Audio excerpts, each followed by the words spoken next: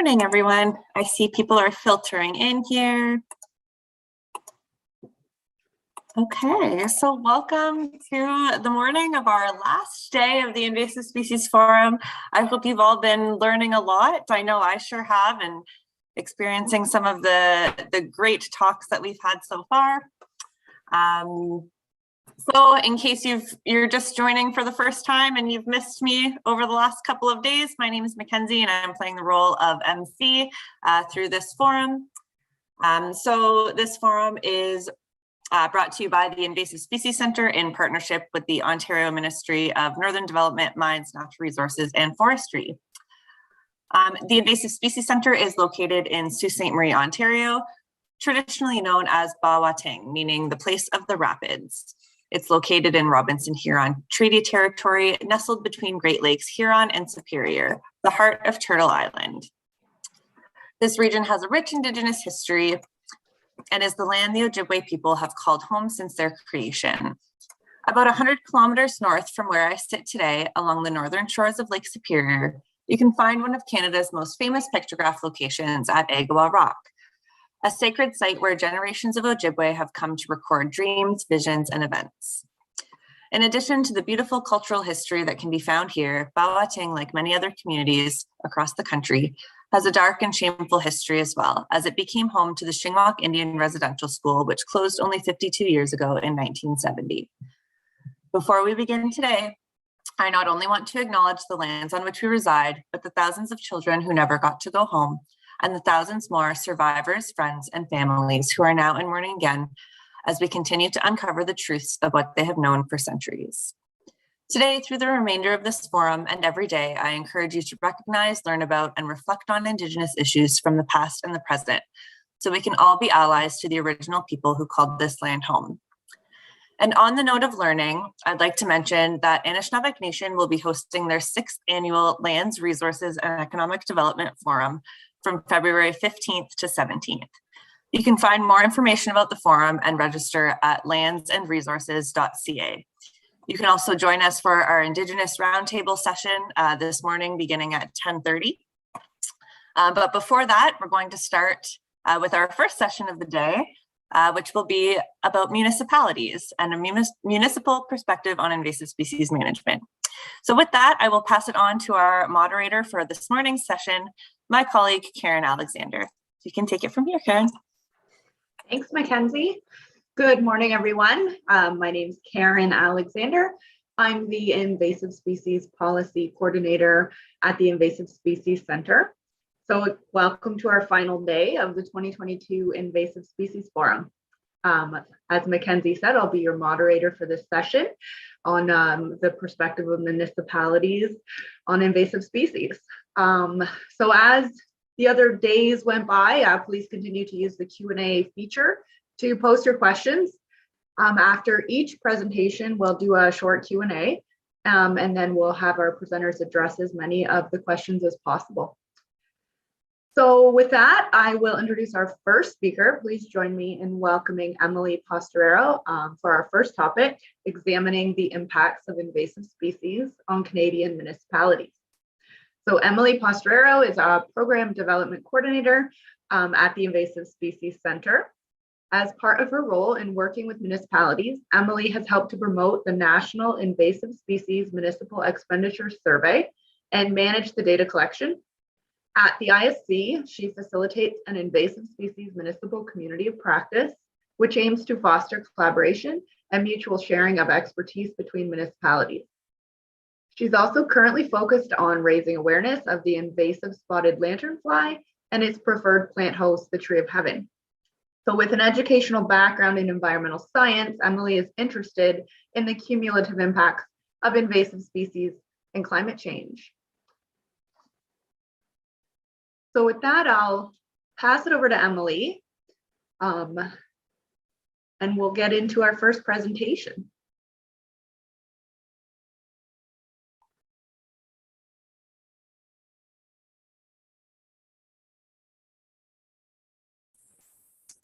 Hi, Karen. Thanks so much.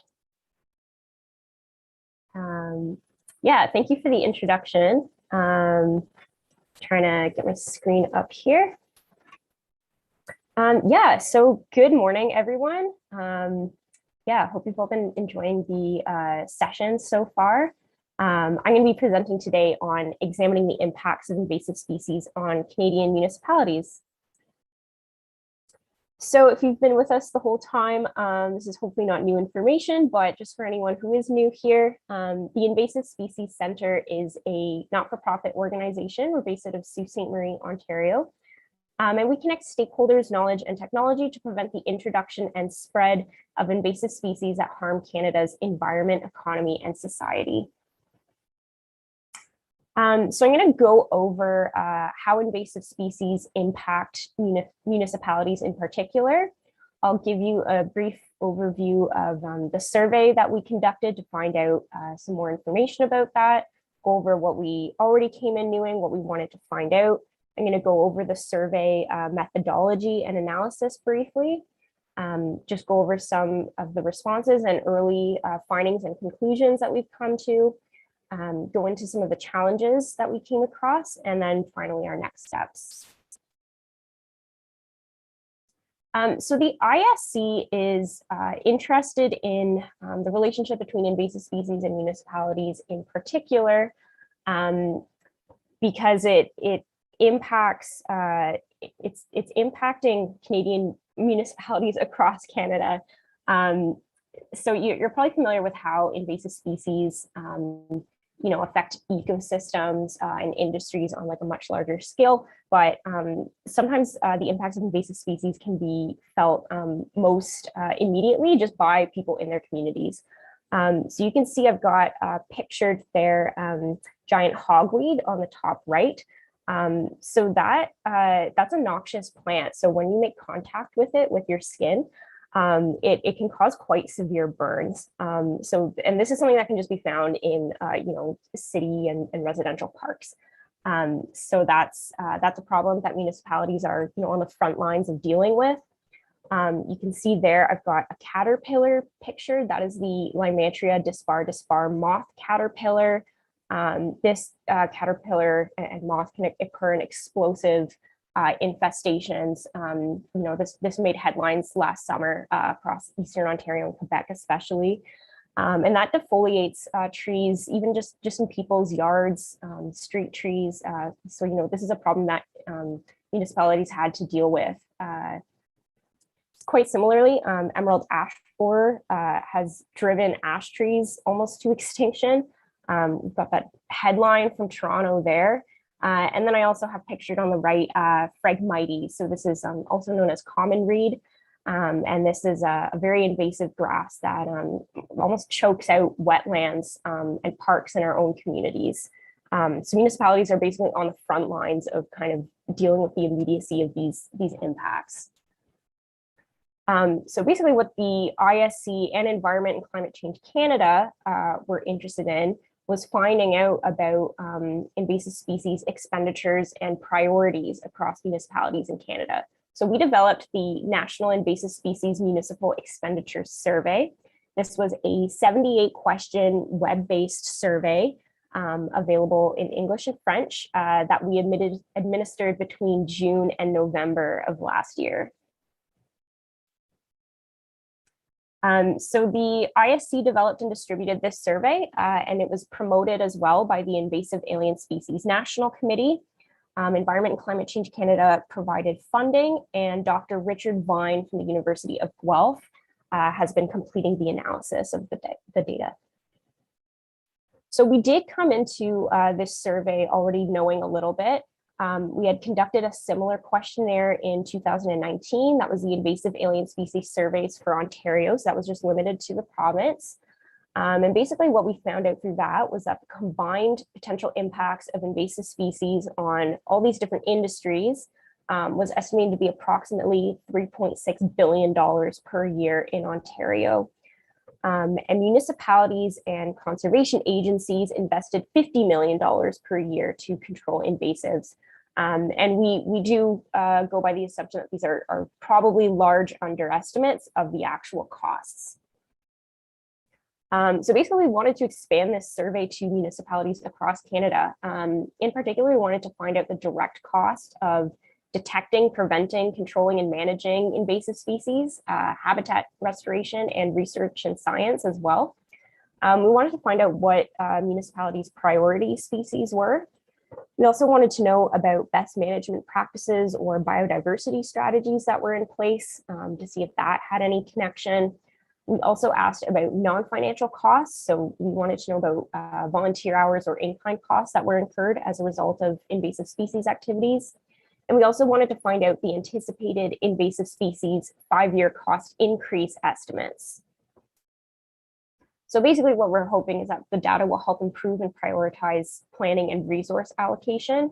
We want to know what kind of the key priority area is for Canada. Is it prevention? Is it management? Is it eradication? So this survey was open to all municipality types, including smaller ones like counties, regional municipalities, villages. Those were all able to complete the survey.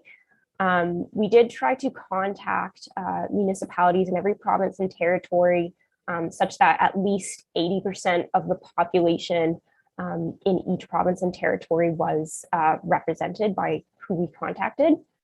The survey was primarily distributed through email, cold calls, social media, and partner promotion. And we did also have a web page and media release for this survey. So we tried to make contacts with at least 3 different departments from each municipality. So these departments would fall under the natural areas, aquatics, or public works categories. So things like parks and recreation, forestry, water management, engineering. The departments obviously vary between municipalities. For smaller, like rural municipalities, for example, who maybe didn't necessarily have all these specific departments, we tried to contact community service leads or similar positions of that nature. And of course, we tracked all of our respondents. So to analyze the data, basically from a survey, obviously you get a sample. And so from that sample of municipalities, we have to then extrapolate to get an estimate for what we think the total invasive species expenditures for Canadian municipalities would be for the whole country. So there's kind of 2 approaches to that. So the first extrapolation approach is quite simple. Simply take the average expenditure for the surveyed municipalities and you apply that to all municipalities in Canada.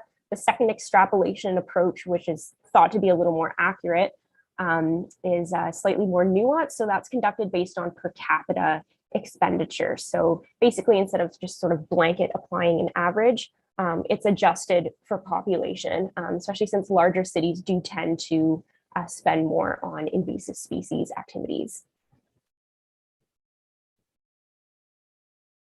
So we got responses from 6.5% of Canadian municipalities.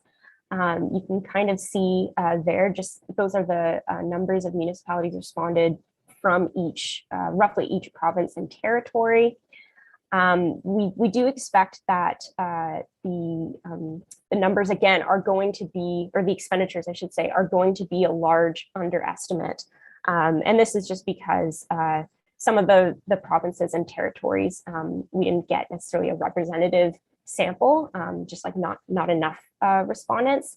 But that's okay. It still gives us a good insight. And we do recognize that the survey might just be, the numbers will be a little biased towards Quebec, Alberta, and British Columbia.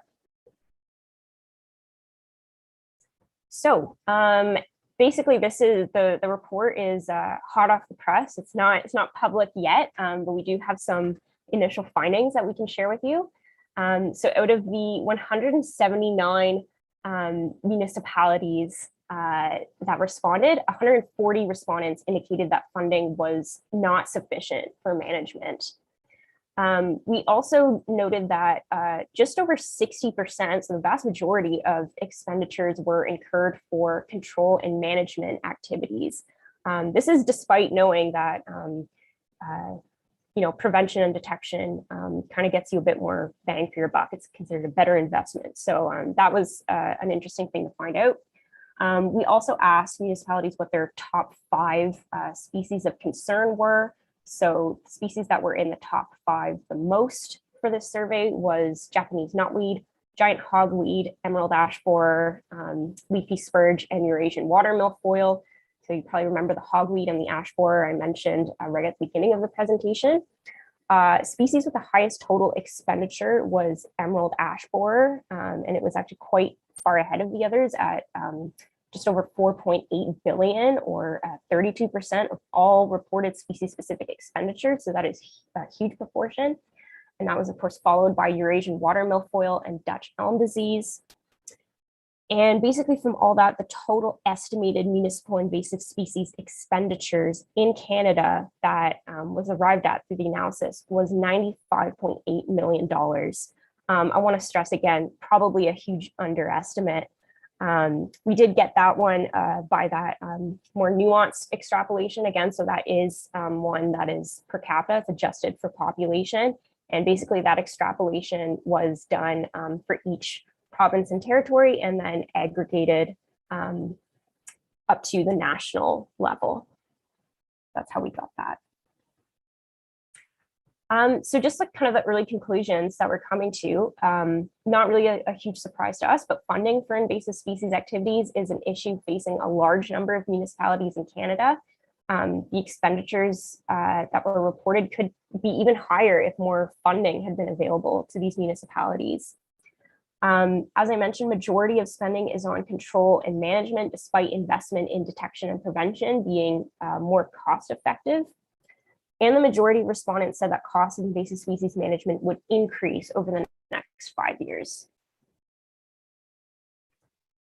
So just to go over just some of the challenges that we encountered, we had extended our deadline into November. It was originally at the end of July. We realized that we wanted to afford the opportunity to municipal staff who might have been busy during the summer field season, wanted to give them the opportunity to actually complete the survey, and it was definitely a good call. We did get in a lot more engagement kind of towards the end of the survey opening. We do recognize that, as with any survey, there probably was a response bias. So in this case, municipalities who did not manage invasive species might have been less likely to complete the survey. And we worked to address this by, when we did some more targeted emailing and cold calls, we tried to emphasize the importance of filling out the survey, even if expenditures for that particular municipality were negligible. So if someone, put zeros across the board for expenditures and isn't prioritizing invasive species, that is still good information for us to know. So we did try to emphasize that. The other thing with municipalities reporting invasive species is that sometimes their costs are not often broken down by species. So sometimes they would have to just report general weed control costs without necessarily knowing the proportion used for example, just giant hogweed. But that's okay, still gives us a valuable insight into what spending is on managing invasive plants. And again, probably can't say this enough, but the costs are likely to be an underestimate. But the results are still an important opportunity to understand municipal priorities and challenges. The data analysis is well underway, and that report pictured there is nearing completion. And the key findings from the survey will be released publicly, so you can stay tuned for that. I just want to thank Environment and Climate Change Canada again for making this project possible. There's my contact information there. I do welcome any questions, even after the forum. And I also just want to plug in our invasive species municipal community of practice. This is a community of practice that I help to facilitate with invasive species practitioners who are municipal and conservation authority staff. If this is something that interests you, please get in touch. Thank you. Thank you, Emily. Just a couple questions coming in on the Q&A, and I think we have a few minutes to address them. The first question, were Indigenous communities asked to participate in the survey as they manage land areas as well? I'm not sure. Can I, I will, I'm going to note down that question and try to get back to you on that. Sure. Yeah, thanks. No problem. Okay, the next question is, do you know the percentage contributed to prevention measures? I have the report, but not off the top of my head. I think I can maybe, I don't, you know what? I don't want to dig through this whole PDF right now. Sorry, I don't have the number off the top of my head, unfortunately. Okay, but it is in the report, so it's It will be released in the report. Yeah, that information will be public. Okay. Were any federal landowners, such as military bases, asked to participate in the survey? That I don't believe so. I don't want to say the protocols were like super strict, but it did have to be like a registered municipality. So it could be like as small as a village, but it did have to be a municipality.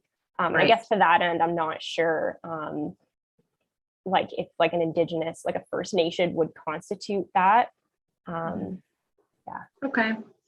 And then the last question is, do we have any data to compare the costs expended versus the costs of damages? Yes. So again, the numbers, I don't have the numbers off the top of my head. But in the report, Dr. Vine did note that, these are the expenditures, but the damages are estimated to be in the billions. So even, just more investment in that, in invasive species management activities and ideally prevention and control as well, would be like, the better investment than just letting them kind of wreak havoc, and they do more damage that way. So yeah, okay. I don't know the exact figures off the top of my head, but the damage incurred without doing anything about it at all is definitely much, much higher. Okay, well, thanks so much, Emily. That was an excellent talk and great introduction to our session here. There's a couple more questions in the Q&A that fortunately we're going to ask you to answer those in the Q&A, if you don't mind. Yeah, I'll do my best to kind of type it in there. Sure, and we're going to go ahead and move on to our next speaker. And our next speaker, I'm pleased to introduce Emma Hudkins. Her presentation, New Perspectives in Forest Pest Management for a Resilient Urban Canopy. So Dr. Emma Hudkins is a current postdoctoral fellow at Carleton University in Ottawa. Emma uses computational methods to study the ecology, impacts, and management of invasive species at large scales. She is interested in uncovering broad generalities that emerge in invasive species dynamics due to anthropogenic processes. She's also interested in creating better forecasts of future invasion patterns, including impact forecasts for urban well-being. She seeks to develop better recommendations for invasive species management that respect multiple ways of knowing and that center the needs of communities. So please join me welcoming Emma, and I'll pass it over to you, Emma.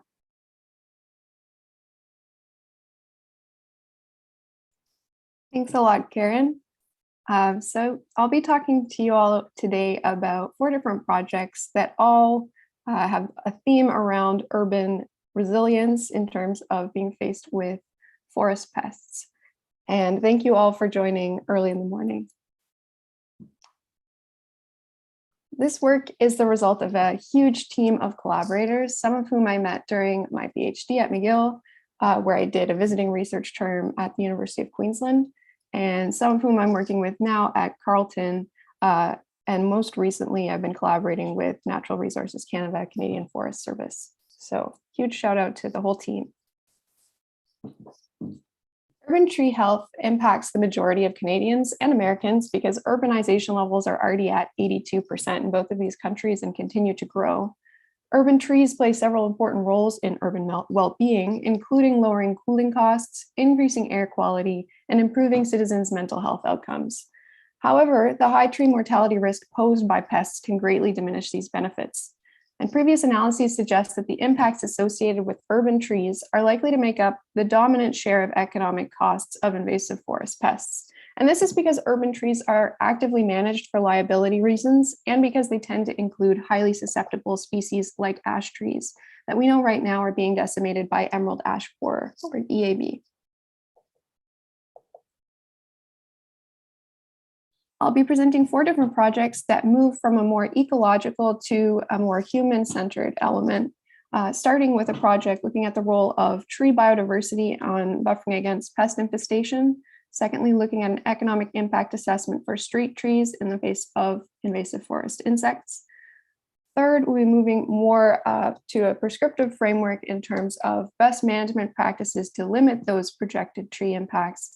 And then finally, I'll be presenting some very preliminary results of a workshop across stakeholders and rights holders in new perspectives for forest management, and particularly the results that impact municipalities. The first 3 projects I'll be discussing today focus on United States invasive forest pests. You can see the load of pests is particularly high in the Northeast and along the West Coast, coinciding with areas of the highest human activity. My work centers on 3 different feeding guilds of invasive forest pests. So we have wood-boring species like EAB, defoliators like the LDD moth, and sap feeders like adelgid species. The first project, as I mentioned, looks at the link between host biodiversity and forest pest establishment with respect to trees. So one of the benefits of biodiversity that's often touted is resilience against disease, and this is extended to invasive species where biodiverse ecosystems are thought to buffer against infestation. In invasion biology terms, this is often called biotic resistance, but in epidemiological terms, it's often called the dilution effect, because the preferred host of a pathogen is thought to be diluted with less preferred hosts. Here I'm showing a depiction of the dilution effect for Lyme disease. However, we see conflicting patterns at large scales, which we call the amplification effect, because native biodiversity hotspots also tend to be invasive biodiversity hotspots. So at large scales, we actually see this positive relationship.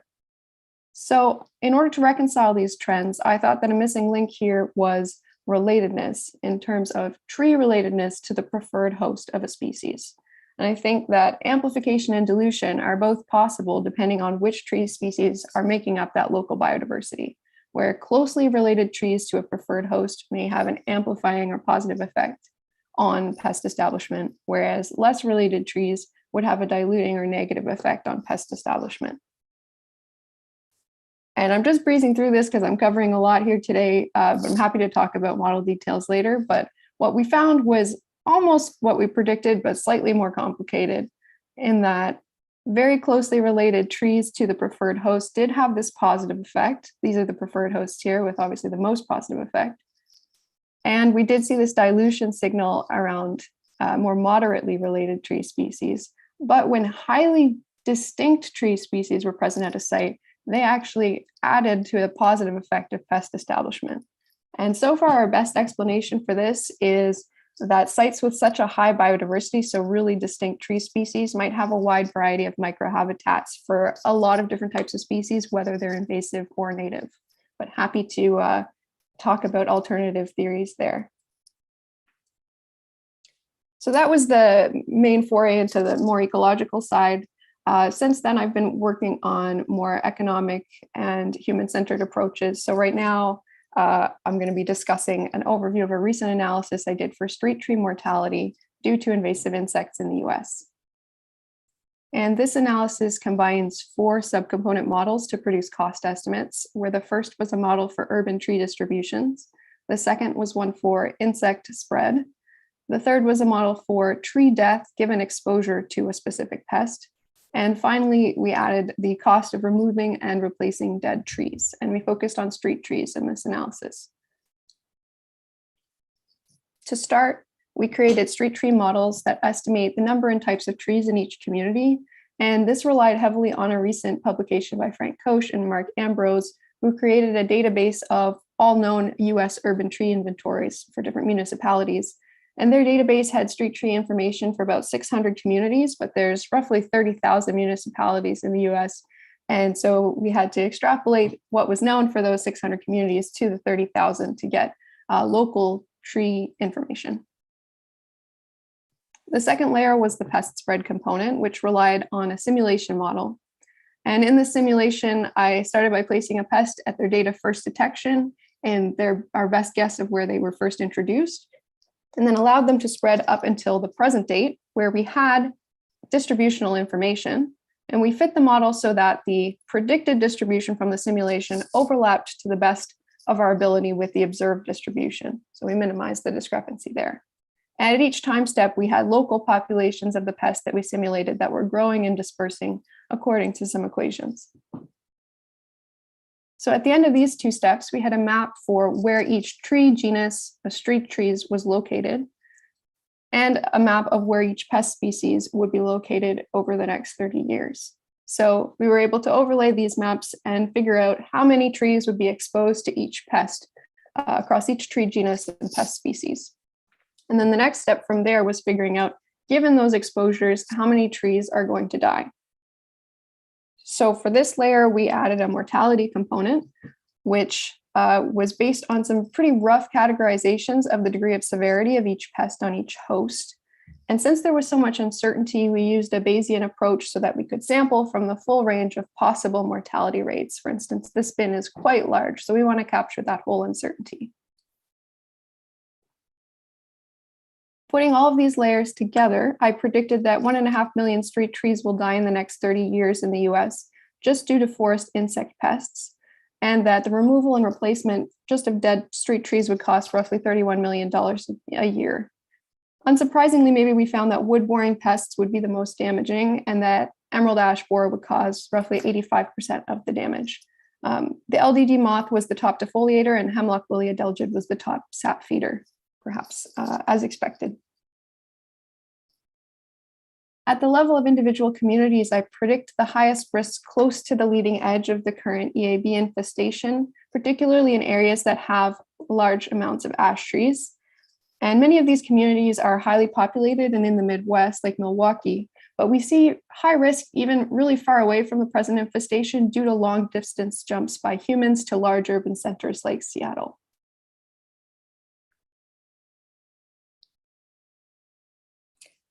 So that was a business as usual kind of scenario of if we didn't change anything about our management strategy, these are the trees that would die. But during my postdoc, I've been looking at alternative management scenarios for limiting the spread of invasive species and seeing how my simulation models then forecast future impacts in order to try to limit the number of street trees that will die.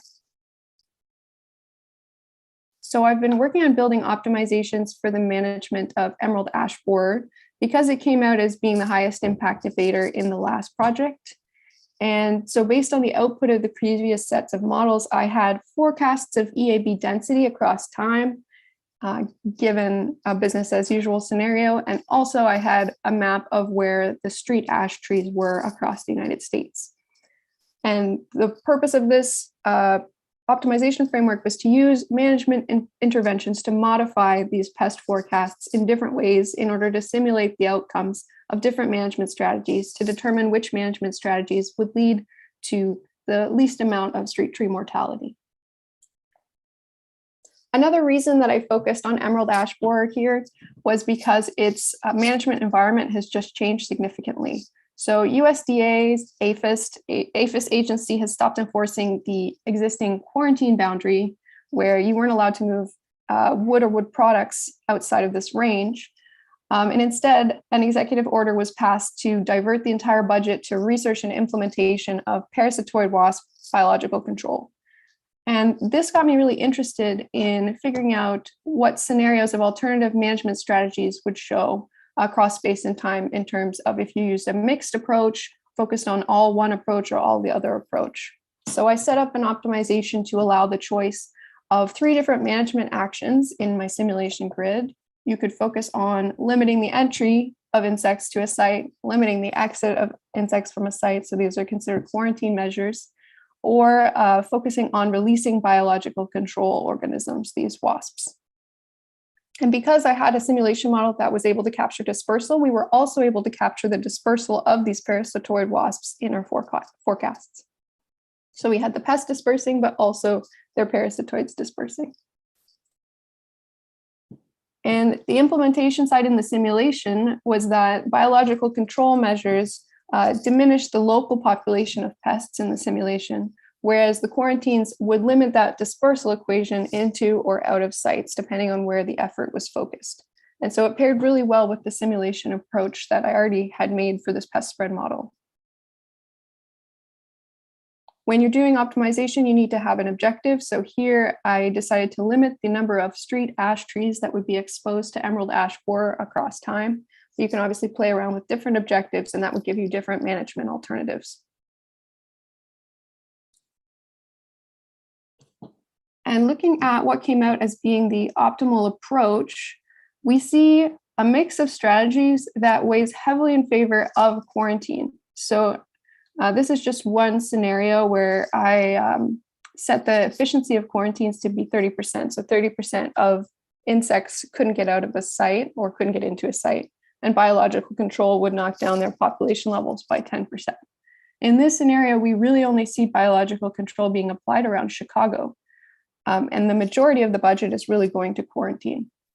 The quarantine out strategy in orange here actually has a very similar pattern to the existing or previous quarantine boundary, which is interesting. So those are the sites that were preventing pests from leaving. But as the invasion becomes controlled, there's fewer places that are infested. So you actually see a greater range of quarantine in strategies being applied in places that were previously infested to prevent reinvasion of those sites once the invasion is controlled. So here we found that a mix of management actions did better than just relying on biological control. So hopefully this can create a sense of pause in switching to an entirely biological control focused strategy in the United States. And we found that in the worst case scenario, so in the greatest efficiency difference between biological control and quarantines, this could result, focusing only on biological control could result in a loss of an additional 1 million trees, which would cost upwards of $1 billion to municipalities. So that mixed strategy is really important. And beyond that, you also want to have a strategy that changes over time. So here we see the pattern of where you're applying each strategy really changes, and it's hard to stick with just a simple set of rules. You really need to have an adaptive strategy that changes as you're controlling the infestation. So the final project that I want to talk about is just a plug to some ongoing big picture work that's really aiming to tackle the implementation side and the human side of pest management. So this is a workshop that I co-organized with Brian Leung and Joe Bennett just a few weeks ago. And we had a lot of great participants across a wide range of expertise with the goal of developing a new set of best practices for the management of forest invaders. And so this involved understanding how current cutting edge approaches fit into more traditionally prioritized approaches and where we still have gaps in our understanding. So we really wanted to categorize people's invasive pest management strategies as being novel or less novel, feasible or less feasible, acceptable or less acceptable, depending on specific contexts. 2 minute mark. Okay, thanks. And so we sent people across fields of expertise a survey about their vision for forest pest management, 12 of whom participated in a 2-day workshop to synthesize these ideas and create some consensus. So we had experts across a variety of fields, government, academia, policy, NGO, and Indigenous knowledge holders, importantly, which is fairly novel. Given what we've seen in the literature, there's really been a lack of Indigenous engagement in forest management practices. So some of the main priorities that came out from the surveys were, and this was good, felt good for me because this is the work I'm doing, is scenario analysis of different scenarios of inaction versus action of invasive species, and using decision support tools more frequently with decision makers. And a lot of people also mentioned climate change as an important uncertainty factor in models to be considered moving forward. But some of the big barriers that came up, especially for municipalities, but was discussed also mainly in the context of Indigenous communities, was barriers to communication, because these barriers happen even within government agencies where information flows from the bottom up, but kind of loses breadth as it goes up. And because there's separation of management responsibility in Canada across various agencies, we really lack a cohesive form of communication. And also a lot of smaller municipalities don't have the funding to have a point contact person for invasive pest management. And communities also use different communication channels than academics and governments. So we focused on pointing to liaison people being appointed within the government to take on this role of communication, and also focusing on diversifying communication styles beyond just peer-reviewed literature or government reports. And then I'll just end on this one. Urban threats came up as a really important priority that has been deprioritized within policy. So we know that smaller municipalities don't have the capacity to figure out which trees they have in their community and create these urban tree inventories. But that's going to be key for figuring out what they're going to be at risk to moving forward. So we want to identify that we know that urban centers are bridgeheads of invasions. And so we need to be supporting the collection of community level data in order to assess what risks there are to each community. With that, I'd like to give a huge thanks to everyone who was at the workshop and all the anonymous survey respondents, and again, my whole team throughout these projects. Thanks a lot. Thank you, Emma. That was very fascinating and lots of great work in there.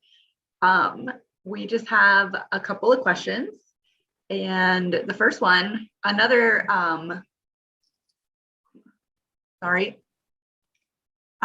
do you think the EAB populations will be affected moving forward since the USDA APHIS removed EAB quarantine regulations in 2020?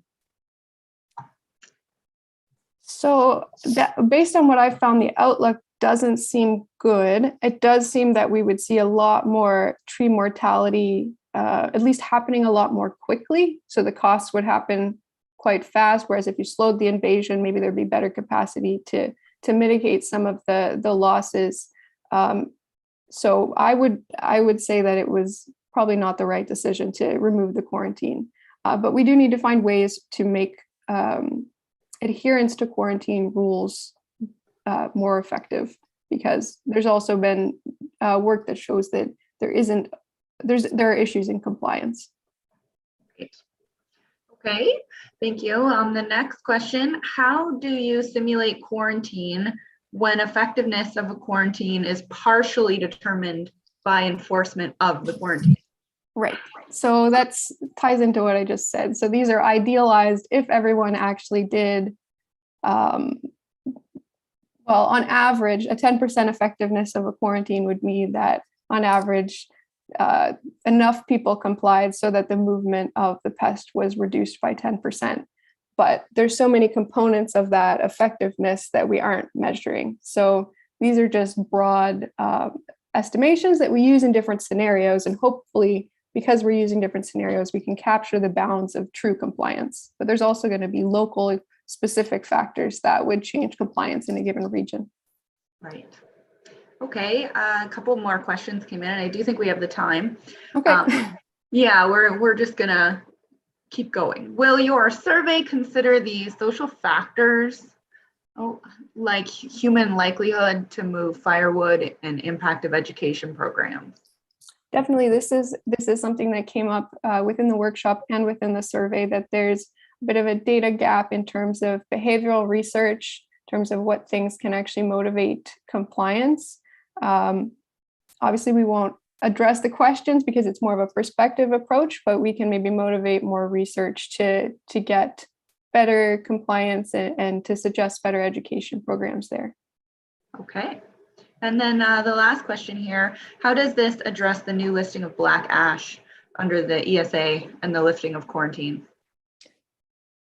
So I specifically will be mentioning the black ash side of things in the manuscript, which hopefully will be another line of evidence that we should be not straying away from a more nuanced approach to the management, because I know black ash is such a culturally important species and it's such an important wetland species. So I'm definitely in support of the protection of black ash.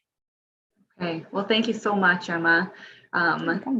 We are going to move on to our next speaker.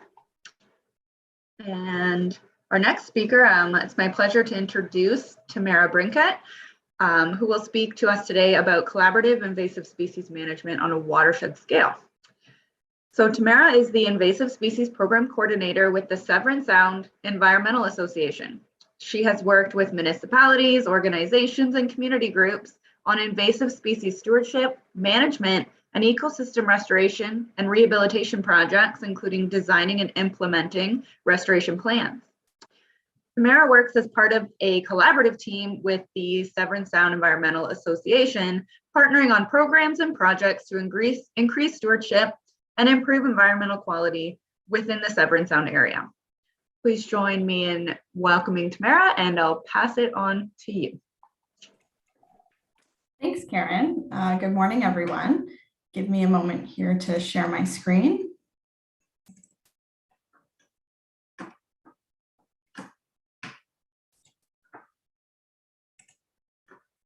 All right, so as Karen said, my name is Tamara Brinket. I am the Invasive Species Program Coordinator with the Severn Sound Environmental Association, or you can refer to SSEA for short.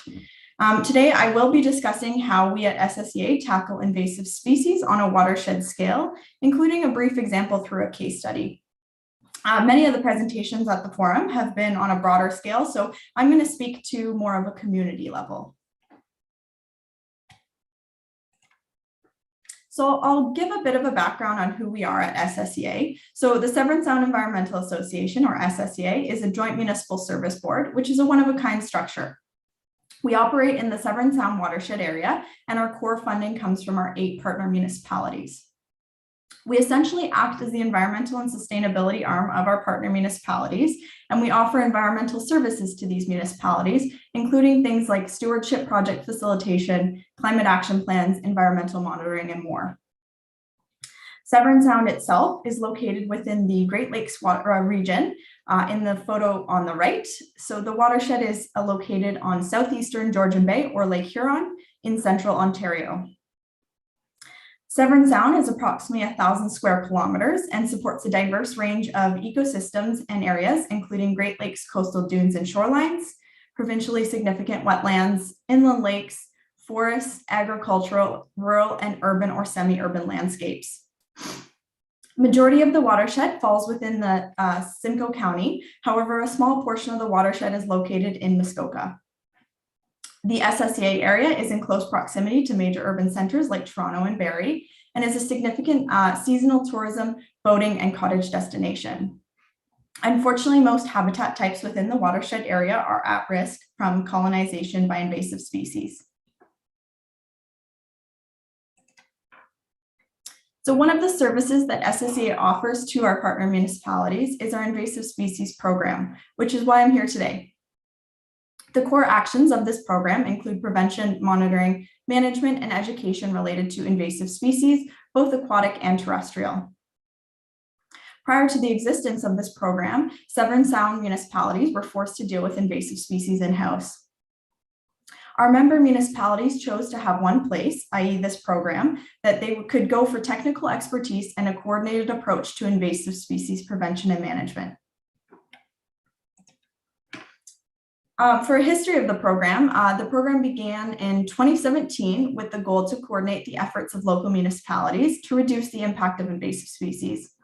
At that time, only 4 out of our 8 member municipalities participated. Then jumping ahead to 2020, the program expanded to all 8 of our municipalities, and since then we've been working in partnership with these municipalities to manage invasive species. Our municipalities support the need for a joint watershed approach to address invasive species, and we all understand that invasive species do not respect regulatory boundaries, including municipal.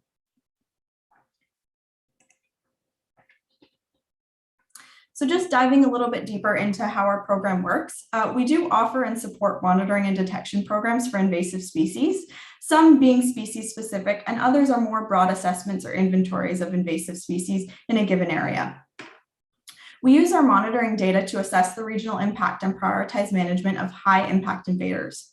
Since 2017, through the program, SSEA has detected over 70 different invasive species across our watershed, including things like aquatic and terrestrial plants, invertebrates, insects, fish, and plant pathogens. An example of some of the invasive species that we might consider priority include Japanese knotweed, LDD moth, giant hogweed, and Phragmites. And our priorities will vary from year to year depending on monitoring results, public interest, and location within our watershed. Another thing that we help coordinate is management of invasive species. So we cover a very large area with a diverse range of habitat. So often we have to prioritize locations and resources to a certain site. Some of our management actions involve events with community groups and volunteers. An example might be helping local residents and cottagers to remove Phragmites on a publicly shared beach. And in some cases, the management work is contracted out. As an example, where we would apply herbicide application for giant hogweed. We often play a role in preparing a management plan or providing technical expertise on best management practices. And we also help to facilitate community events and provide education as well as demonstration and training at these events. We have a range of successful partnerships from a local to national level. And one way that we facilitate these partnerships is by hosting biannual invasive species working group meetings. This is where municipal representatives and local organizations can share information, resources, and experiencing managing invasive species, as well as collaborate on initiatives. We will often invite provincial and federal experts, as well as employees, to participate and present at these events. We have several provincial and federal parks that fall within our watershed. And we've found that these meetings have enabled municipalities to share resources, learn from each other's efforts, talk about management strategies across the municipalities, and also talk about new invasive species to our area. I will emphasize again that we operate based on a collaborative approach to maximize the success of our projects. These working group meetings have reinforced the value of having good working relationships with municipalities and the importance of working with other environmental organizations to achieve a common goal. These relationships have been beneficial to us, our partners, and the watershed, as well as the environment itself.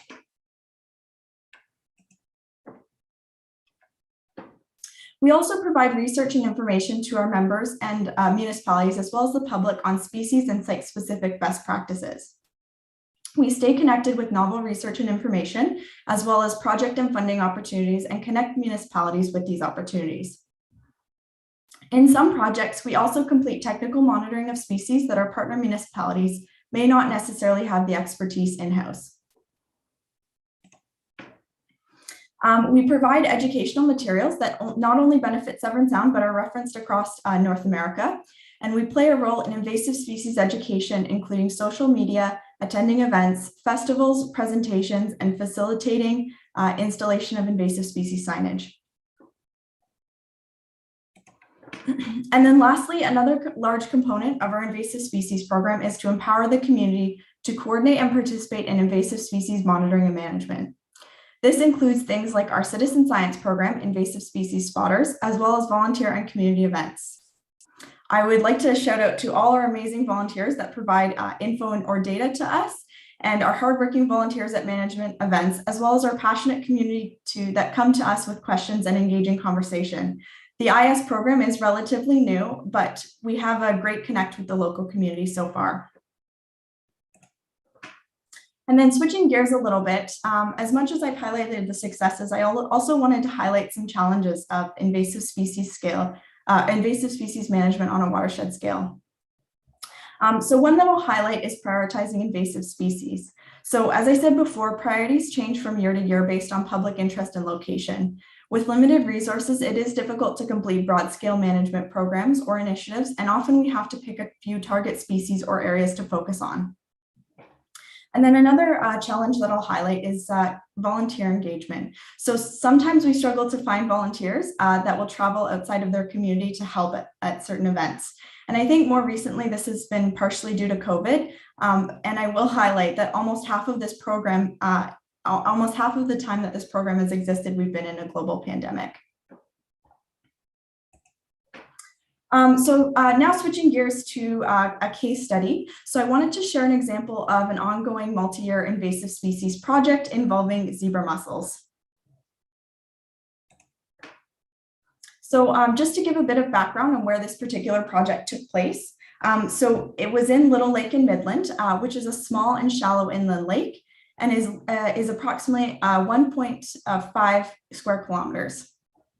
Little Lake is a significant destination for both local residents and tourists from across Ontario.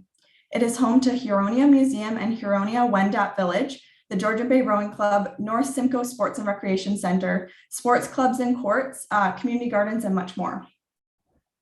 This lake is used by smaller boats for fishing as well as recreational purposes such as paddleboarding and rowing.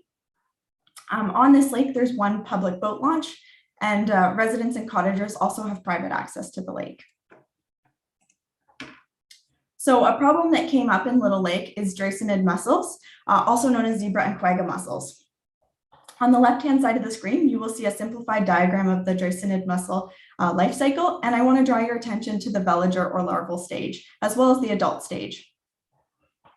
On the right side of the screen is the results of zooplankton samples that specified when veligers were detected in our samples. Veliger samples are very useful for early detection of invasive mussels within a water body. You will notice that zebra mussel veligers were identified in SSEA zooplankton samples on 2 separate occasions, one being in 2015 and then again in 2020. In the years in between, no veligers were detected in these samples. This raised a concern that there may be an established population of zebra mussels in Little Lake. Alternatively, the veligers could have indicated that these mussels were introduced at 2 separate events, which could have been a result of something like improper watercraft cleaning. So the next step for us was to determine if there was an established population in Little Lake by completing surveillance for adult mussels. So how did we do that? We used something called artificial substrates, which is a device that you see on the left side of the screen there. As part of the adult stage, zebra mussels need to attach to coarse material. This is why we see them on docks, rocks, watercraft, and even garbage. Artificial substrates are hard surfaces that are made up of stacked plates that are screwed together. They are placed in the lake temporarily, usually in the spring, and then removed at the end of the summer. Specific timing of the installation and removal depends on water temperature. In 2021, we installed 9 of these substrates in Little Lake, and the substrates themselves are very light and they float, so we tied them down with a concrete block to make sure they were not carried away. We also attached a floating device, or you could also call that a pool noodle, to help us find them when we were to go back and remove them. When they were installed, we used media and press releases to inform residents about the substrates in Little Lake. We asked that the substrates were not touched or moved and encouraged people to be on the lookout for mussels and report any photos or observations to us.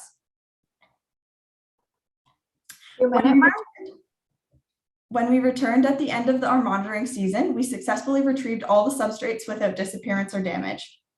After removing the substrates, they needed to be scraped and sampled for Dreissenid mussels. And in the bottom photo, you can see our intern, Nicole, who's sifting through the samples and picking, and so identifying to see for any mussels. We were pleased to discover that no adult mussels were present on any of our samples. And I will also highlight that we did visual surveys within the lake and found no evidence of adult mussels on these surveys either.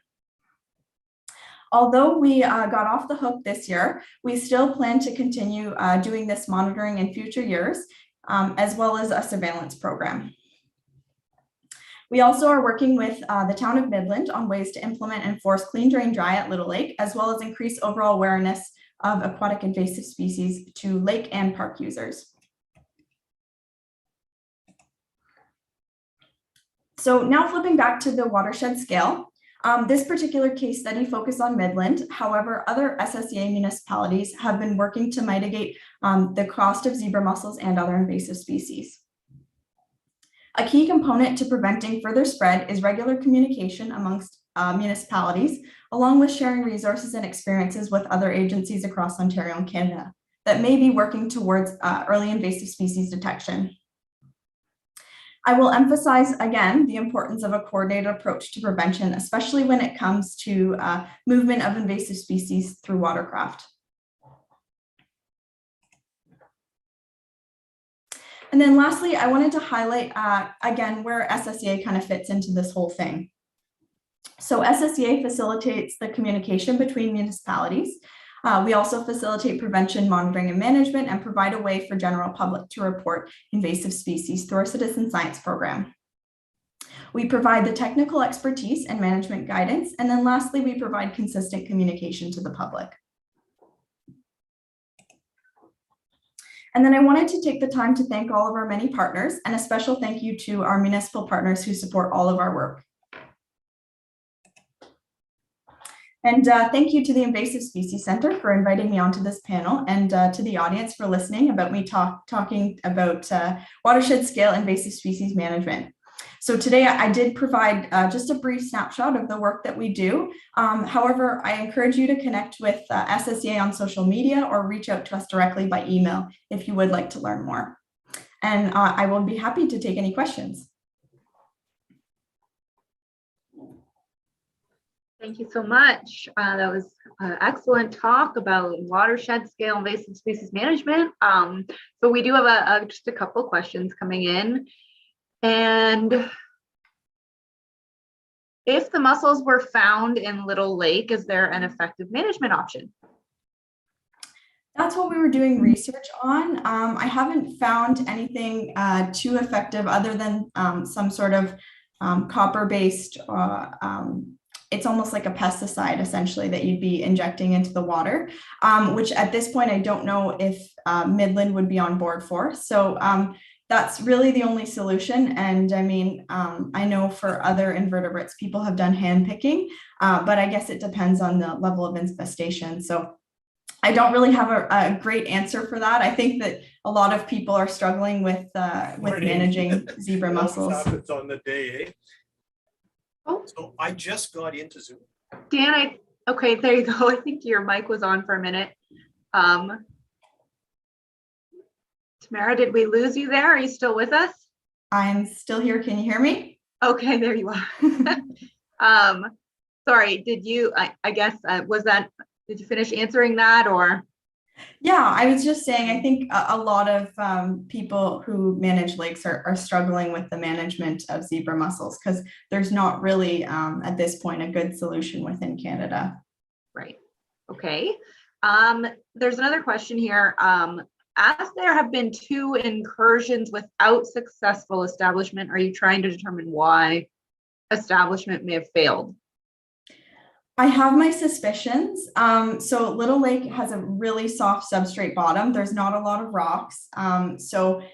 Zebra mussels really do need that hard substrate to survive, and they're not getting that. There's also not a lot of cottagers or residents on Little Lake that have docks. So there really isn't that support for the adult portion of their life cycle. So I think that's why we're really only seeing the villagers and they're not surviving. Okay. And then how long did you keep the substrate in the water for? So they went in at the beginning of the summer, I believe around May, and then we took them in, took them out, I want to say October. So you just have to monitor water temperature to figure out when they go in and out. I don't have the exact values of when what the water temperature should be, but there is like a reference guide to when they need to go in and out. Okay. And I think we have time for this last question here. Amazing presentation.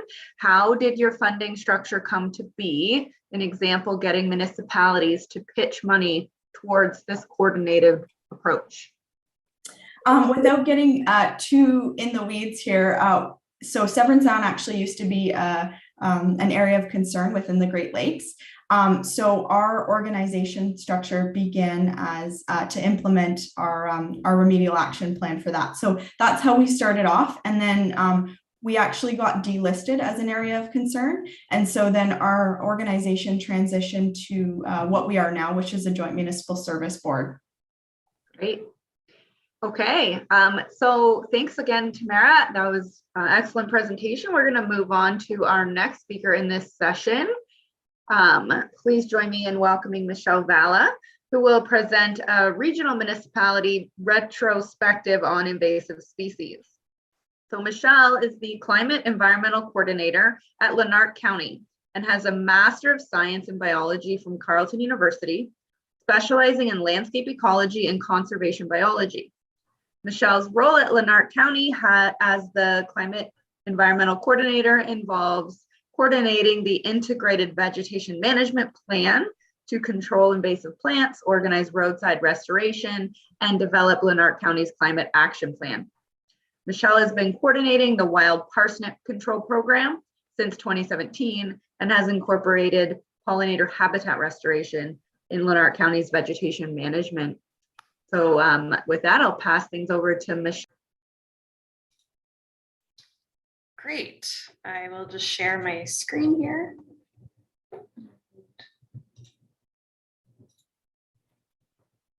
Okay, and Karen, can you see my presentation view? Yes, I can. Perfect. All right, I will get going then. Great, thank you for having me. Like Karen mentioned, my name is Michelle Bala. I'm the Climate Environmental Coordinator at Leonard County. And today my presentation topic is about controlling wild parsnip in Leonard County. While that might not seem like an overly interesting topic, it's more a story about how we've turned an invasive plant problem into a positive for pollinators. So a little bit of background on Leonard County. We are a rural municipality just west of Ottawa. And you can see from our map here, I'm situated in Perth today, sort of in the middle of our county. And we're sort of equal distance between Ottawa, Brockville, and Kingston. We have about 45 bridges, and we have over 560 kilometers of road, and we have over 90 kilometers of trails, just to give a little bit of context. So like many municipalities in Eastern Ontario, Leonard County is battling an invasive and noxious weed called wild parsnip. So what is wild parsnip? It is part of the carrot family, so as a taproot, very similar to a carrot, and it spends the first year or more as a basal rosette, and then it flowers once before it dies. And the flowers are sort of this bright yellow you can see up in the photo here that form a flat umbrella-shaped umbel. Another interesting thing to note about wild parsnip is that the average seed dispersal is only about 3 meters. So over 75% of the movement of this plant is by human activity. Particularly roadside mowing is bad for this, as well as vehicles and equipment and other things. So what are its impacts? First of all, wild parsnip's a noxious weed and it is toxic to people. So there's a chemical in the sap that interacts with sunlight and causes burns and blisters and irritation to the skin. That's not unique to just people. Livestock and horses can also get burned, but the chemicals can also inhibit weight gain and fertility in livestock. And that's an issue for any infested fields. So infested crops and hay are unsaleable for people, livestock, and horses. And so it can have a huge impact on a farmer's livelihood. They also outcompete native flowers and they form these very dense monocultures, which is particularly a problem for biodiversity. So this map here, this is a roadmap to how we've turned an invasive plant problem into a positive for pollinators. It really started with adopting an integrated vegetation management plan in 2016 to control wild parsnip, which was designated a noxious weed in 2015. So this was the first step in creating a strategy was to designate our roadside vegetation and where we want vegetation growing and what heights to control. The second piece of this was our invasive plant control, and this is a big part of our IVM plan. We used an integrated approach to invasive plant control, moving from high intensity control measures to low intensity when feasible and as quickly as possible. And the third here, finally, this led to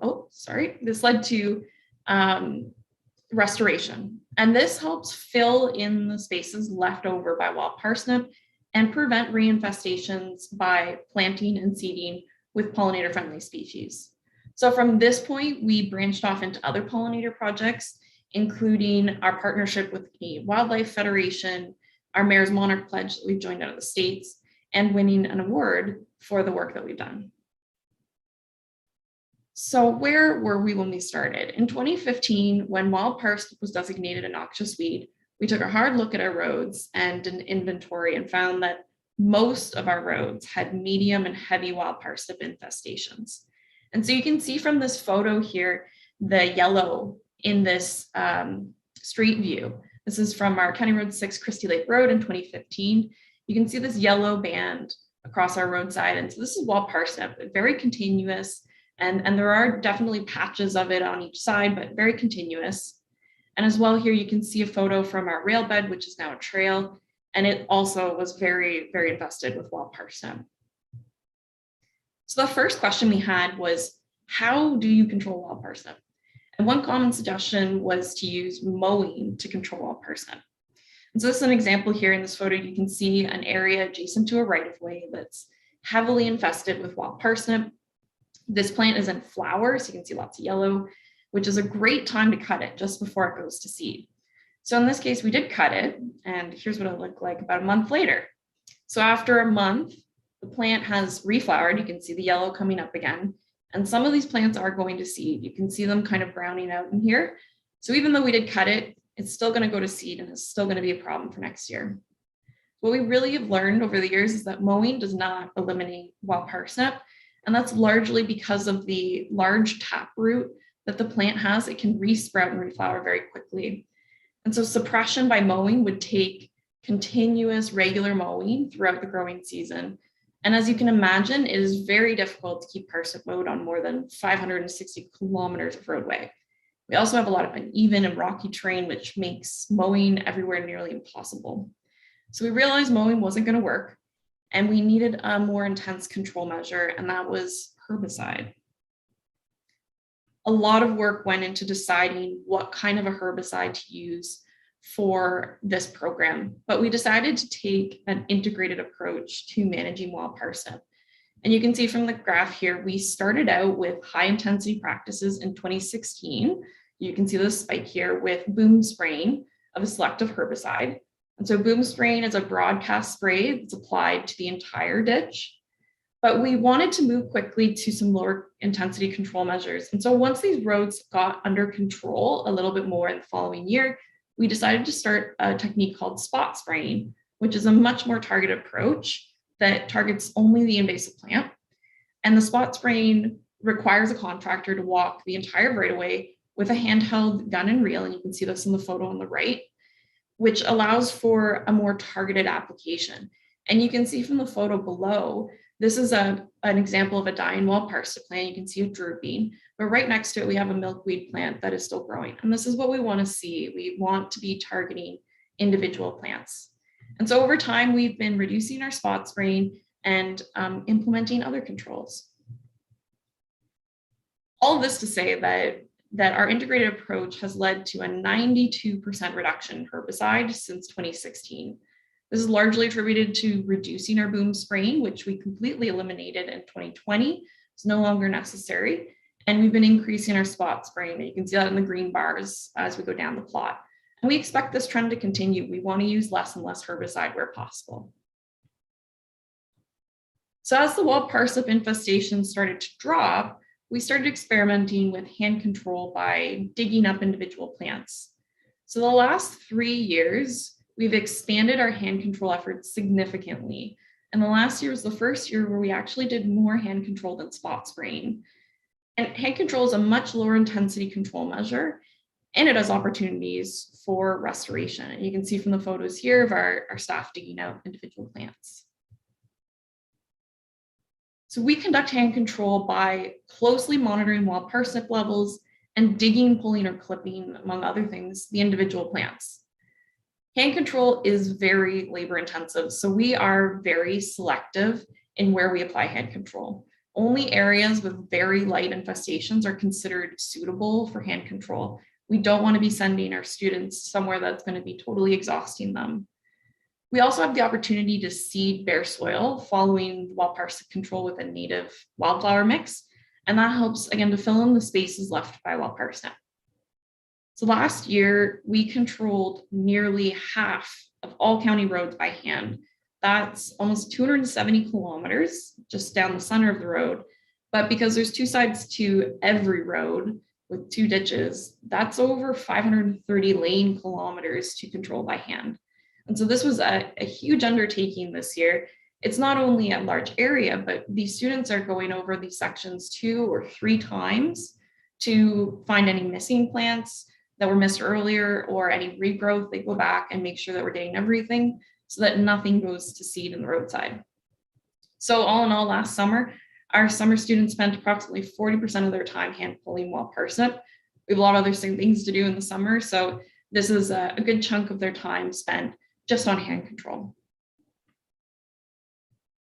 So hand control is tough work, but we try to have fun with it. So each year we ask our staff to document the tallest wild parsnip plants of the season, and they don't disappoint. And because wild parsnip's a noxious weed, though safety is really important. And so our staff do need to wear the right PPE. You can see in the photos here with our staff, they're very proudly standing next to their wild parsnip plants. And you can see their long pants, long sleeves, and gloves. And when they're doing this control, it's in the heat of the summer. And so this can be exhausting. It is a lot of hard work, but our students take a lot of time, and they are very proud of what they do, and they work so hard for us every year. And I have to say that this program wouldn't run if it weren't for all the hard work that they do. Here's an example of their hard work. This is an area near a hamlet where we try to employ hand control where possible. Sometimes we end up dealing with a situation like this, where we have a lot of wild parsnip. This is a yellow strip all the way down to the buildings at the end in this picture. After they've gone in and controlled it, you can see that it's actually visible, and you can see the ground too. There's actually now bare soil left over and really not much else that was growing in there. So this is somewhere which would be ideal for seeding afterwards. So all of our efforts have culminated in a visible reduction in wild parsnip infestation levels across the county. So now looking again at this photo from County Road 6 Christie Lake Road from 2015, you can see again the continuous wild parsnip, and there's some close-ups here of the yellow flowering plant. And here's what it looks like about 5 years later after significant wild parsnip control. And you can't see a single yellow flowering plant here. We are winning the battle against wild parsnip, and we're pushing it off of our roadsides. And this is really great. You can also see that there's a lot of opportunity here for restoration and for bringing in something else into this area. But our efforts are far from over. We're now dealing with wild parsnip on adjacent properties. Field edges are particularly bad, especially between the fence line and the field edge, where we have farmers that aren't managing that area. So we're trying to work with adjacent property owners to help control the spread of wild parsnip. You know, you can imagine that this is quite a difficult situation and sometimes frustrating when we are controlling the wild parsnip in our roadside, but across the fence, you have a very dense area of wild parsnip seeding back in. So one of the advantages to being a noxious weed is that we can use the weed inspector to enforce control on adjacent lands. But that is very much a formal process, and we want to focus on increasing education and awareness, mostly because many people in Leonard County still don't know what wild parsnip looks like. They're not aware of the issues that it causes, and they're not controlling it. And we often find that just by providing them with some information, they're willing to do something and to control the wild parsnip. 2 minute mark. Great. So now that we've come back to this photo here, we're talking about the restoration work. So here's an example of existing roadside pollinator habitat. It exists simply because of our targeted approach. This kind of habitat can exist, and we want to encourage it on our roadsides with naturalization. We are doing some more active restoration projects, and we do a variety of them throughout the season with a variety of techniques. We do things like strip dosing, hydro seeding with a custom mix that has wildflowers included. We also do tilling, and we have some more significant active restoration projects to fill those spaces. So in the process, we've learned some very important lessons. The first is that wild parsnip must be removed before restoring a site. This is an example of a pollinator patch that was experimentally planted with a high wild parsnip pressure. And you can see the yellow throughout this patch now, far worse than what it was prior to the restoration. On the bottom here, you can see a pollinator patch that was planted at the same time as the other one, but with no wild parsnip pressure. You can see we have this beautifully diverse community of flowering plants. And this is what we want to encourage on our roadsides. So we also do a variety of planting projects. We have some demonstration gardens on our property, and we do some planting along our trails as well. And this has led to recognition by the North American Pollinator Protection Campaign in 2019 for our efforts to implement an integrated vegetation management plan. And we were the first in Canada to receive this award, and very excited to receive it because it is a huge validation for all the hard work that's gone into this program for pollinators. And it's really become a lesson on how to turn an invasive plant problem into a positive for pollinators. Lastly, I want to just take a quick moment to recognize our partners at the Canadian Wildlife Federation. They have been tremendous resources and provide much needed expertise. They help us share our knowledge and our lessons learned. And you can see in the photos here from our training and road tour last September, which we were thankfully able to do in person. We were able to get some road managers out to see what we're doing on the ground. And of course, our partners provide us with important support and credibility, which is especially helpful for keeping our council on board. And I will just emphasize that partnerships are so important. I would encourage anyone to look for opportunities to partner. And just lastly, in conclusion here, just a few main takeaways.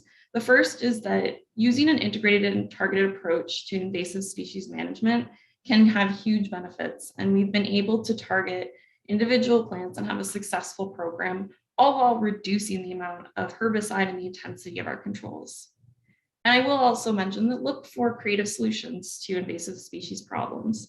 For us, it was pollinator habitat, and that provides competition for invasive plants, and it actually saves us money in long-term management because they do fill in those spaces and take the brunt of any invasives coming in and prevent future infestations like the one we had with wild parsnip. But another important piece to this is that native plants have deep root systems that build ecological and climate resiliency on our roadsides. And so really, I just want to come back to this, that this is really turning an invasive plant problem into a positive for pollinators. I do hope that one day Leonard County has some of the most beautiful roads in Eastern Ontario. We want to share this message. We want to share this with road managers and rights of way managers to encourage them to also use pollinator habitat and vegetation management. This is, so far as we know, a unique example across Canada. And so we want to get our message out and share this with others. And so with that, thank you very much. My contact information is here on the screen. You can get a hold of me by email. I do encourage you to reach out, especially if you have any projects or questions in the future. Send me an email. And with that, thank you very much.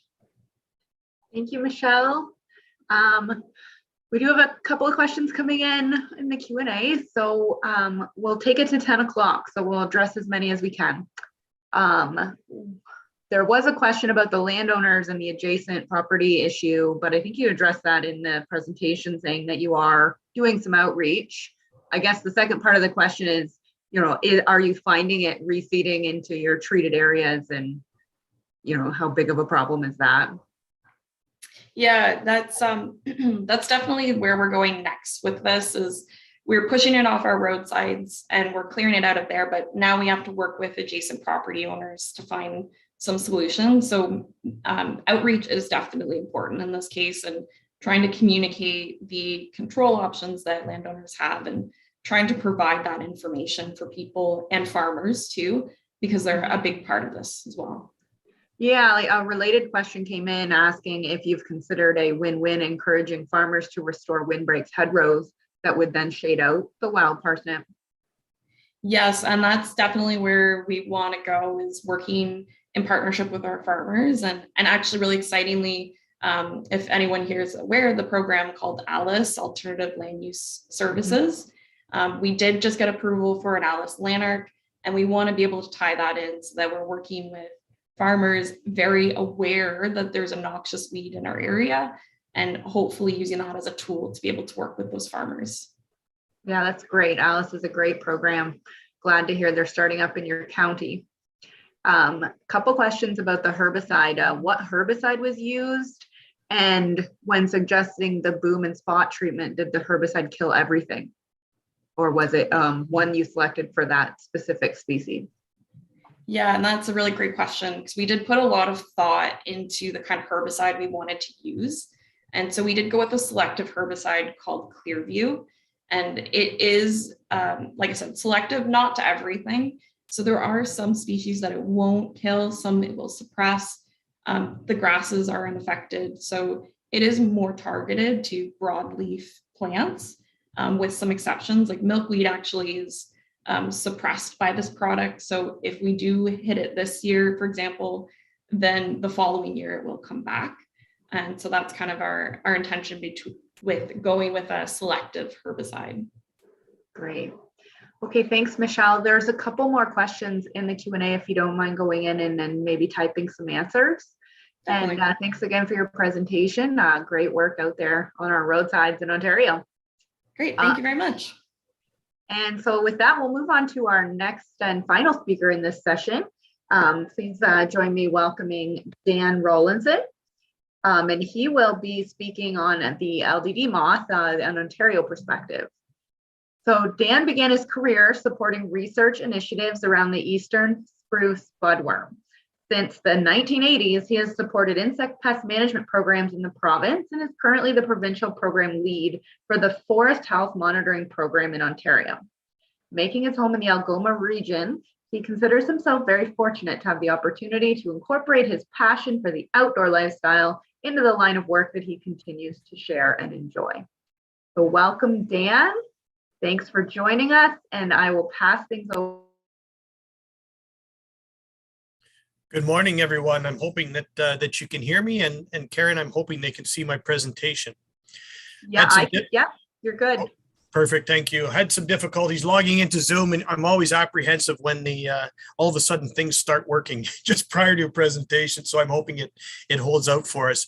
Also great to follow an awesome presentation by Leonard County to talk about LDD. In the early 1980s, this is where I started out doing some of my work in the forest health world, and trying control initiatives for the LDD moth, or gypsy moth at the time. So great presentation by Leonard County and some good memories down in that area. So Lomantria dispar in Ontario, a bit of an update. On the background, some of the life cycle information, update on the monitoring and surveillance that's been collected by the Northern Development Mines, Natural Resources and Forestry Group this past season. And how when you look at these maps, I just wanted to explain how this information is collected during the field season. So with the LDD, sorry to interrupt. There's some people chatting about your slides being a bit small. Is there any way to go bigger? Let's look.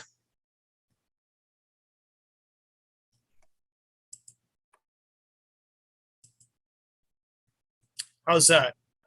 That should help. Thank you very much. Perfect. No problem.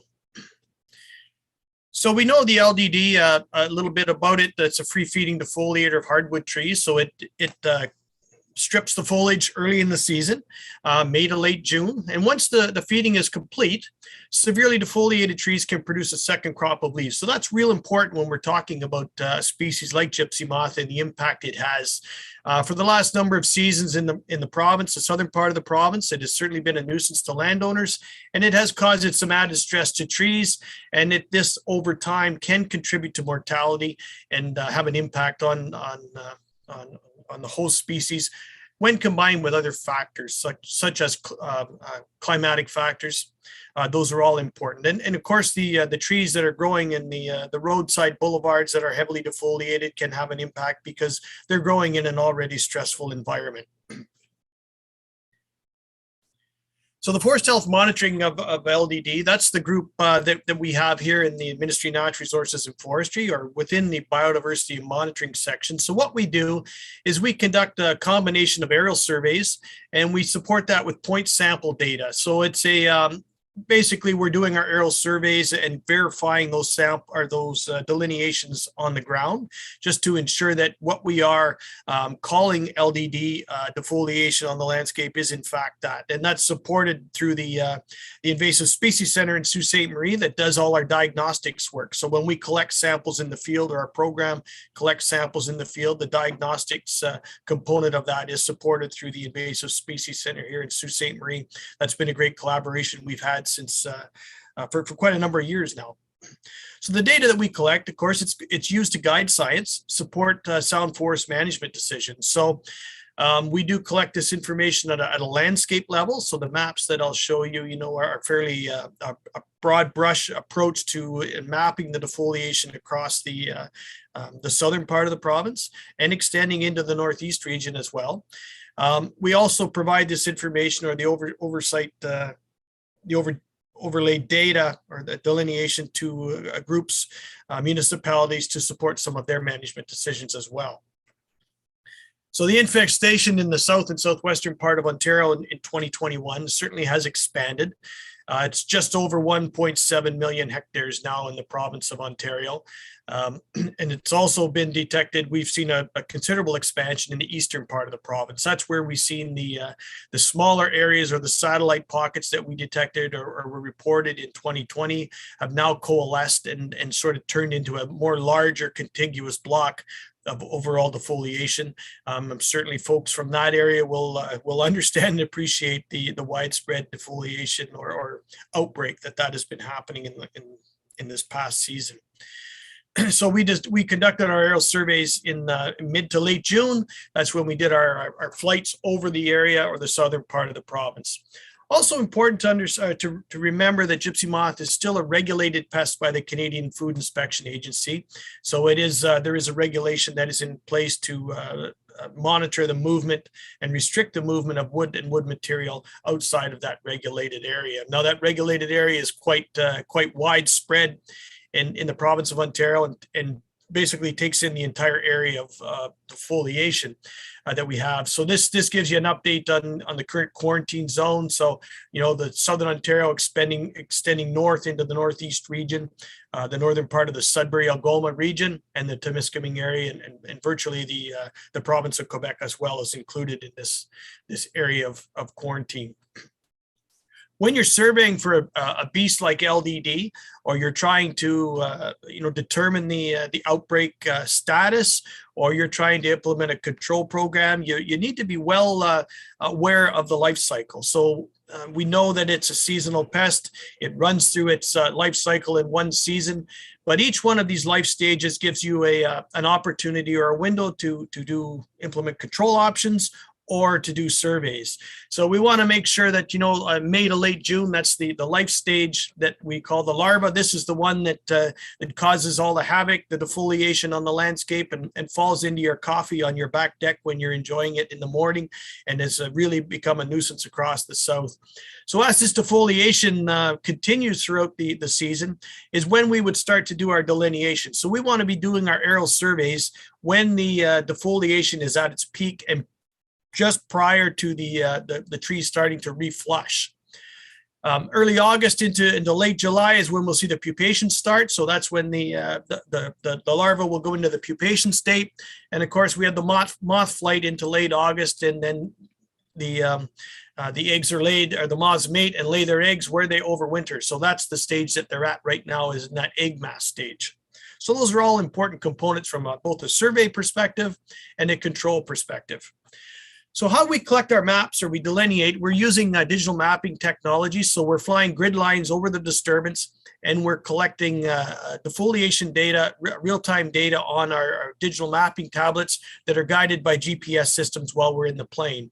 So when we look at the historical perception of gypsy moth, when we've had the extreme outbreaks in the province, that information that was collected by the federal government during the early years of the LDD in Ontario was more of a area within which mapping exercise. So you might have seen much larger numbers from a perspective of the overall defoliation. Moving into the technology we're using now gives us a little more specific outlook. So what we're doing when we're flying our grid lines over the landscape is we're looking at the forest cover, and we're mapping or delineating the outbreak based on defoliated trees. So trees like this gives you an example of what we're looking at from the aircraft. You can see not only is the defoliation important, the weather plays a key role when you're doing your flights. You want visibility, as you can see almost off the wind tip here. You can see that extended area of LDD defoliation. So you want to make sure that you're able to see it. As I mentioned, the aerial surveys of all our major forest disturbances are followed up by a ground verification, so that we select areas that where we can get in on the ground and collect a sample. Best case scenarios, we're collecting a life stage of that insect. So whether it's a pupae, a late instar larva, or even potentially an adult or egg mass, we want to make sure that we're having a life cycle to send in for diagnosis. As I mentioned earlier, the outbreak of the LDD in Ontario, dates back into the 80s when we started seeing defoliation, and we started seeing these peaks and valleys. Although LDD certainly is still considered an invasive species to Ontario, it's one that we consider to have been sort of established in the province long enough to take on more of a natural or cyclic nature from the outbreak. So as we see these peaks and valleys, we've as history has shown us, it will collapse in time. And I think that's encouraging for a lot of folks out there who have been dealing with the LDD for the last number of seasons. This gives you an idea of our mapping exercise in 2019, where we mapped just over 43,000 hectares of defoliation in the province. And this is moderate to severe, mainly down in the southwestern part of Ontario. 2020, that area expanded to about 570,000. We started to see it expand into the southeastern part of Ontario. And we also had this area up in the northeast region around Sudbury, where we had a considerable outbreak going on there. 2021, that's the year we've just come through. We've saw a considerable expansion of over 1.7 million hectares of moderate to severe defoliation, where we saw this area in the southeast, as I mentioned earlier, the smaller pockets have coalesced and expanded. We've seen expansion onto Manitoulin Island in the Sudbury area, and way up here in the Temiskaming region, we've had an expansion of that defoliation. And along the north shore of Lake Huron in the Sudbury, west of Sudbury, to expanding to Sault Ste. Marie. And no, I did not bring that pest with me from a Southern Ontario trip. At least I don't think I did. So when we looked at those images that we had from the air, it's important to look at defoliation on the ground. As I mentioned, that ground verification. So when you start to see areas of reflush, you can see these lime green foliage that, you see inconsistent defoliation. That can give you an indication of an outbreak starting to show signs of decline. And so those are all important factors when we do our survey work that we take into consideration. So this area, an aerial view, you can see a fairly significant aerial shot of defoliation along the roadside here. This is over in the Grand Bend area, severe defoliation mapped. Again, in a landscape level look at the same area from a different angle gives you an idea of the importance of the clarity that we require from the climatic factors that can influence our data collection. Looking straight down, you can see the variability in the defoliation in this stand, and also species variation. So although we know that LDD does defoliate most hardwood species and just about anything it can land on, there are a few species like red maple in your woodlot that it doesn't has as severe an impact on. Sorry, I was going the wrong way. One of the talks that we're discussing right now is the impact of the virus it can have on a population. Historically, when we've seen these cyclic outbreaks happen across the landscape, it's been the virus, the NPV virus and the entomophica fungus that has had the highest impact. And it's one thing in Ontario that we've learned the last couple seasons is the impact a virus can have on a population. And we know that gypsy moth LDD is something that is going to be impacted by this virus. And we're starting to see evidence of that showing up now. So these areas that have had severe outbreaks of the LDD, we're starting to see that virus move in and take control. So the more severe the outbreak, the extensive number of larvae, the quicker this virus is going to spread throughout the population. So we're seeing evidence of that start to show up now. And the inverted V is a telltale sign of virus-killed larva on the main stem of the tree. So one of the other components that we do just to support the aerial delineation work that we conduct annually is the MKPs, or the modified Calidar plot, which gives us a forecast of defoliation moving into the upcoming season. So we're planning for 2022 in our delineation work now. So we conducted this forecast work in the late fall of 21, and this information I'll show you here shortly. So when we're going in and putting these plots in, it's important that we do this. We want the leaves to be off all the trees so that we can see clearly in the upper portion of the crowns to count all the egg masses that are out there. And of course, we don't want to be looking through a foot of snow on the ground to look for egg masses. So it's just to increase our accuracy and efficiencies of our survey. So these folks in the background here, you almost think that they're having a nap, but they're looking and scanning the upper portions or the crowns of the trees and counting the number of egg masses that fall within that modified calendar plot that will give us a forecast. Egg mass recognition while we're doing this survey is important. You know, the different conditions of the egg masses that we have out there, the location of the egg mass, the parasitism. This is it's a little bit grainy image, but it shows you the small holes that are on the egg masses where the larvae hatch. And you want to make sure that when you're counting egg masses in a forecast project, that you're focusing on the new egg masses and not concentrating on the old egg masses, which really could give you a skewed outlook on the forecast. Size of the egg mass. Thanks. Thank you. Size of the egg mass is also important as well, and the health of the egg mass. So the LDD forecast work that we conducted this past season was concentrated on the northern fringe. And as I mentioned there, we're starting to see variable forecasts in our survey work. So that's encouraging that we are starting to see a light at the end of the tunnel on the overall collapse of or the eventual collapse of this LDD across southern part of the province. We have a light forecast up in the Owen Sound area, and we're starting to see, we do have some severe counts, but it's also mixed in with a few light to moderate counts as well. So that's encouraging that we are starting to see a decline overall. We are seeing evidence of the virus, and we're also seeing smaller egg masses as opposed to those very large, healthy, robust egg masses. So just in summary, so we'll continue to collect the survey data and forecast data. As we've talked about, or as we followed the invasive species forum over the last number of days, the key role that the citizen science folks play out there on the landscape from the surveying perspective, and the sharing the information of to slow the spread of LDD, buy and burn your firewood local, and make sure that those recreational equipment that you're using, as we start to open up and be able to travel around the province again, make sure that your tent trailer or your recreational equipment doesn't have a large population of egg masses that could move and harbor populations in other areas of the province. So on that note, I'd like to thank you for the opportunity to share on the LDD, and I'm hoping I provide you a little bit of a perspective of what's going on. So thank you very much.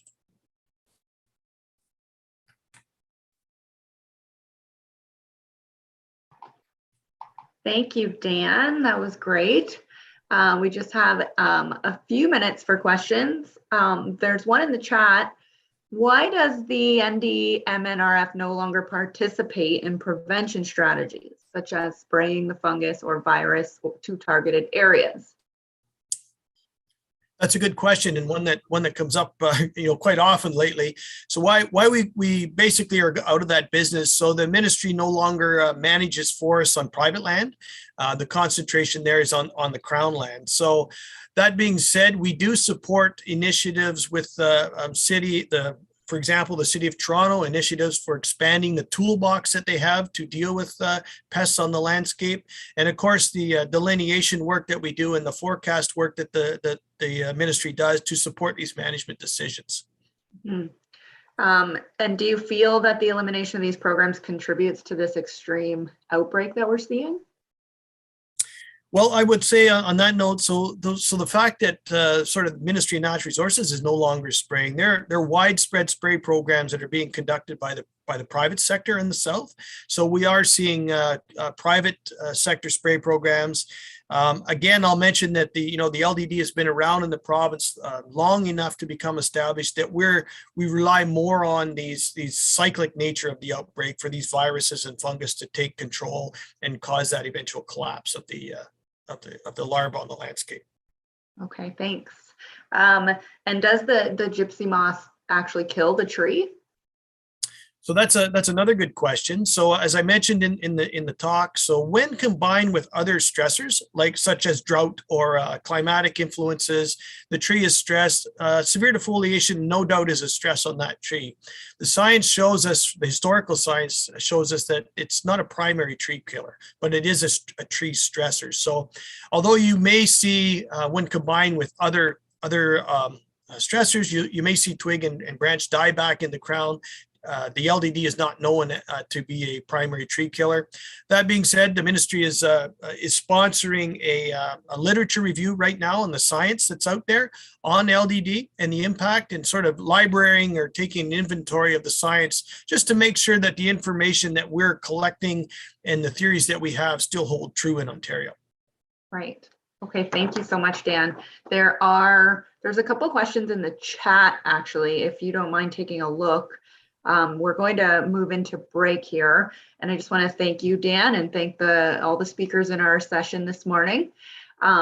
Before we head off to break, I'd like to just let everyone know that the Invasive Species Center's 2022 Micro Grants for Ontario program is open for applications until February 4th. And these awards, or the ISC is awarding these micro grants of $1,000 and $5,000 each to support education, community action, and management planning in Ontario. So please visit our website to learn more. The next session is titled Indigenous Communities, and it will resume at 10:30. So enjoy your break and see you in a few minutes. Thanks, everyone.